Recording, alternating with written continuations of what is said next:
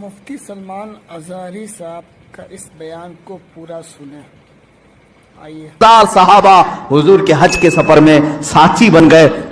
میرے آقا تشریف لائے مکہ مکرمہ. یہ حضور کا آخری حج تھا جس میں خطبۃ الوداع حضور صلی اللہ تعالیٰ علیہ وسلم نے حجۃ الوداع کا خطبہ دیا, آخری خطبہ دیا. وہ آخری خطبہ پورے دنیا والوں کے لیے دستور ہے, ایک لا ہے, ایک ایسے قوانین سے جمع کیا ہے. اسی میں حضور نے عورتوں کے حقوق بیان کیے, بچوں کے, بوڑھوں کے, مزدوروں کے, غریبوں کے, پڑوسیوں کے, ہر ایک کے حقوق اس ایک خطبے میں میرے آقا نے بیان کیا. حرام مال سے بچنے کی تلقین کی, سود سے بچنے کی تلقین کی, اور پھر گھمنڈ تکبر کرنے سے بچایا. حضور نے فرمایا تم سب آدم کی اولاد ہو, ایک دوسرے پر فخر نہ کرو, کالا گورے پر, گورا کالے پر, امیر غریب پر, غریب امیر پر, بلکہ میرے آقا نے فرمایا تقویٰ جس کے پاس ہے وہ اللہ کے نزدیک محترم ہے. یہ آخری خطبہ ہوا.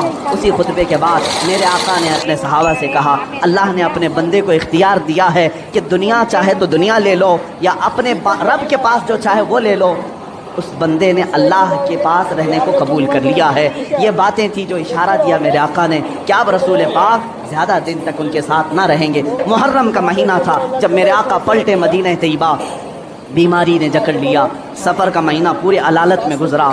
اس طرح کی علالت تھی, اس طرح کا بخار تھا کہ حضور پاک صلی اللہ تعالیٰ علیہ وسلم کو بعض اوقات صحابہ دونوں کندھے پکڑ کر کے مسجد میں لاتے تھے. حضور پاک صلی اللہ تعالیٰ علیہ وسلم کے پیر بھی زمین پر نہیں ٹکتے تھے. اس حالت میں حضور مصلی پر آئے اور اپنے صحابہ کو دیکھ کر مسکراتے بھی رہے, نمازیں بھی پڑھاتے رہے. پھر یہی ربیع الاول شریف کا مہینہ آیا.